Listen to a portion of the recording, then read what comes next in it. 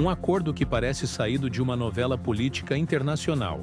Estados Unidos, Israel, Catar e até mesmo o Hamas sentados, ainda que indiretamente, na mesma mesa. O que isso significa? Paz no Oriente Médio ou apenas mais um capítulo da série Como Enrolar o Mundo em 10 Passos? Pois é, meus amigos, quando a Al Jazeera solta por a notícia de que o Hamas teria aceitado um documento pedindo o fim da guerra em Gaza, o mundo inteiro prende a respiração. Mas aqui no Xadrez Político, a gente vai além da manchete e pergunta: quem ganha, quem perde e quem só está jogando teatro? Para entender a repercussão desse suposto acordo, precisamos voltar um pouco. A faixa de Gaza não é apenas um pedaço de terra disputado. É um barril de pólvora comprimido entre Israel, Egito e o Mar Mediterrâneo. Desde 2007, quando o Hamas assumiu o controle do território, o local virou sinônimo de conflito permanente. Israel impôs bloqueios, a comunidade internacional se dividiu, e o povo palestino passou a viver em condições humanitárias dramáticas. O Hamas, por sua vez, se consolidou como ator central. Para uns, um movimento de resistência. Para outros, uma organização terrorista. O certo é que, em todos os ciclos de guerra e trégua, o grupo sempre volta ao centro do tabuleiro. E Israel, liderado hoje por Benjamin Netanyahu, não é apenas uma vítima ou um protagonista isolado. Netanyahu tem usado o conflito em Gaza como peça estratégica para sua sobrevivência política interna. Criticado em casa por corrupção e protestos massivos, ele vê na guerra um escudo conveniente contra a perda de poder. Mas por que o Catar aparece nessa história? O pequeno Emirado, riquíssimo em gás natural, se especializou em ser mediador internacional. Hospeda líderes do Hamas, mantém relações comerciais com o Ocidente e, ao mesmo tempo, financia projetos em Gaza. É como aquele amigo que todo grupo de WhatsApp tem. Fala com todo mundo, mas sempre aparece com segundas intenções. E os Estados Unidos? Bom, Washington não pode se dar ao luxo de ficar de fora. Com eleições presidenciais no horizonte, Joe Biden precisa mostrar liderança. Mas aqui vem o detalhe curioso. Quem também quer se beneficiar é Donald Trump, que mesmo fora do poder, tenta posar como o grande negociador global. O famoso Art of the Deal, só que agora com reféns e guerra. Agora, vamos ao ponto quente da semana. Um repórter no Oriente Médio postou que a Al Jazeera já estaria confirmando. O Hamas recebeu o documento assinado por EUA, Israel e dezenas de países pedindo o fim da guerra, e teria aceitado. A cena soa quase surreal. Um grupo que até ontem prometia resistir até o fim, agora devolvendo o papel assinado como se fosse trabalho de escola entregue no prazo. Mas calma, oficialmente, o Hamas negou a informação. Segundo eles, ainda não há acordo fechado. E é aqui que entra o xadrez político. No Oriente Médio, negar em público e negociar em privado é praticamente regra de etiqueta diplomática. Hoje, se essa libertação de reféns realmente acontecer, a guerra muda de rumo, não apenas no campo militar, mas no campo político. Israel perde a justificativa imediata para seguir avançando em Gaza. Netanyahu perde uma bandeira de força. E Trump, do outro lado do Atlântico, ganha munição para dizer que foi graças a ele que a paz se aproximou. Para a opinião pública mundial, a libertação dos reféns seria um sinal de esperança, mas para os bastidores da política, seria também uma jogada estratégica, melhorar a imagem de líderes em crise, pressionar rivais e até mesmo criar cenário para prêmios internacionais, como o Nobel da Paz. E aí fica a pergunta: estamos diante de uma virada histórica, ou apenas de mais um teatro cuidadosamente roteirizado? Quando falamos de um possível cessar-fogo em Gaza, não estamos apenas diante de um tema humanitário. Claro, a libertação de reféns e o fim dos bombardeios são cruciais, mas no mundo da política internacional, até a paz vira moeda de troca. E aqui entra a verdadeira disputa. Quem vai posar como o grande vencedor diante das câmeras? Vamos começar por Benjamin Netanyahu. Para ele, a guerra em Gaza não é apenas uma questão de segurança nacional, é uma questão de sobrevivência pessoal. Netanyahu enfrenta protestos internos, investigações de corrupção e uma crise de popularidade. Manter o conflito ativo o ajuda a unir parte da sociedade israelense contra um inimigo comum. Agora, se o Hamas realmente libertar os reféns e o cessar-fogo for aceito, Netanyahu se vê numa encruzilhada. De um lado, pode vender a narrativa de que sua pressão militar funcionou. De outro, perde o pretexto para continuar a ofensiva, algo que setores da extrema-direita israelense consideram essencial. E cá entre nós, ninguém sobrevive na política israelense sem apoio desses grupos mais duros. Ou seja, para Netanyahu, a paz pode ser tão perigosa quanto a guerra. Do lado americano, Joe Biden está em situação delicada. Em ano eleitoral, ele precisa parecer firme, humano e, principalmente, presidencial.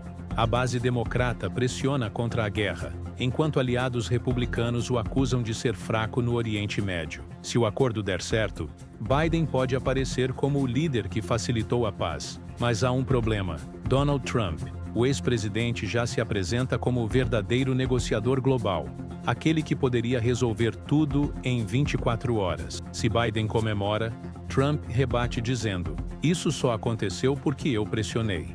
É quase como dois jogadores brigando para ver quem foi o verdadeiro autor do gol, enquanto a bola ainda está na rede. E aqui chegamos ao personagem mais folclórico dessa história, Donald Trump.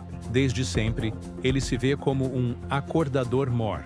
Durante sua presidência, tentou costurar a paz entre Coreia do Norte e EUA. Apostou nos acordos de Abraão entre Israel e países árabes, e até posou para fotos como se fosse um verdadeiro maestro da diplomacia mundial.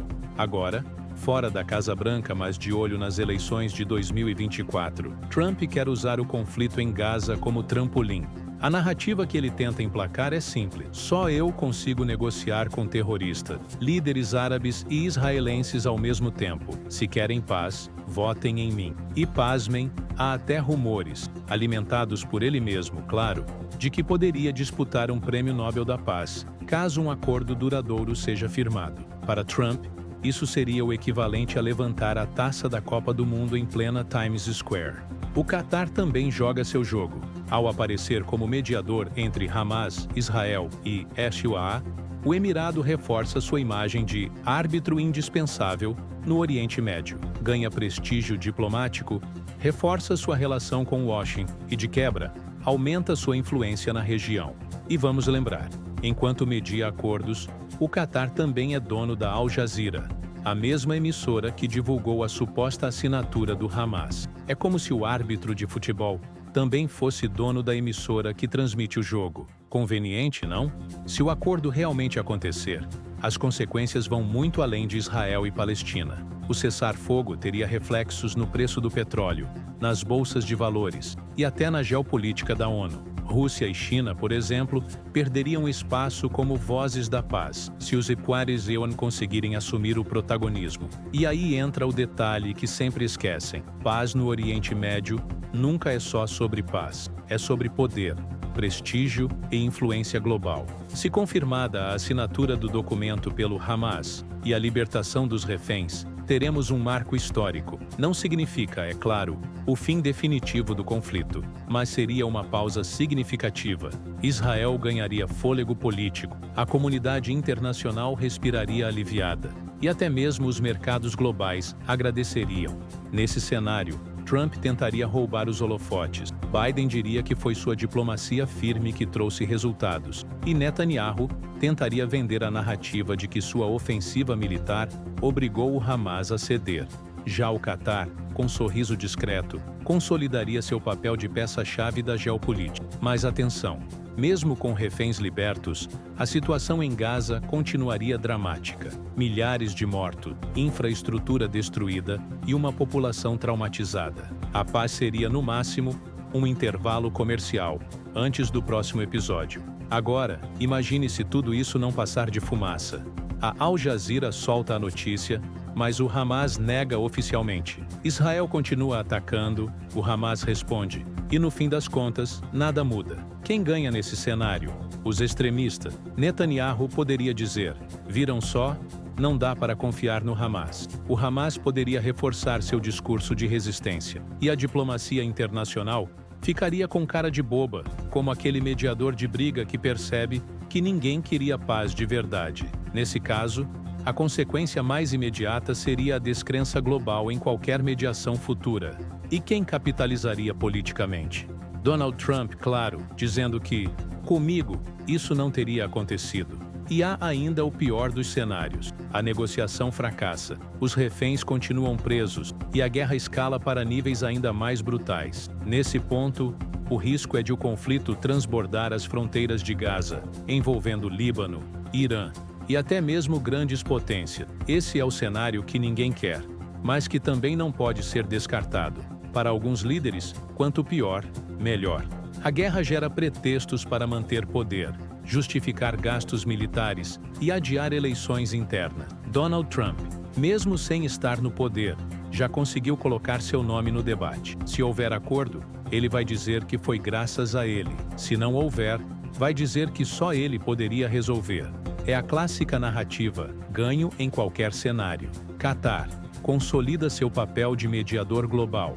Ganhar prestígio internacional é como acumular fichas de pôquer que podem ser usadas no futuro. O Hamas, paradoxalmente, pode sair mais forte. Se libertar os reféns, mostra que ainda tem poder de barganha. Se não libertar, mantém sua narrativa de resistência. Netanyahu, se houver acordo, pode perder apoio interno da extrema-direita. Se não houver, continuará atolado numa guerra impopular e em crise política. Biden, se o acordo não se concretizar, sua imagem de líder diplomático se esfarela. Se concretizar, ainda terá que dividir os créditos com Trump. E isso dói em ano eleitoral. ONU, mais uma vez, fica assistindo da arquibancada enquanto Catar, Iowa e Israel fazem o jogo pesado. Putin needed.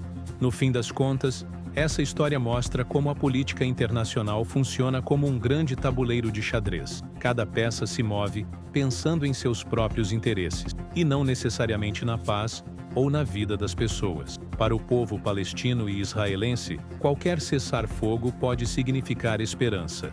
Mas para os líderes mundiais, significa, sobretudo, oportunidade. E você, como vê esse movimento político? É um passo real rumo à paz ou só mais uma jogada de imagem? Deixe seu comentário, curta o vídeo e compartilhe para que mais gente entenda os bastidores desse tabuleiro de poder. E claro, inscreva-se no canal Xadrez Político para não perder as próximas análises.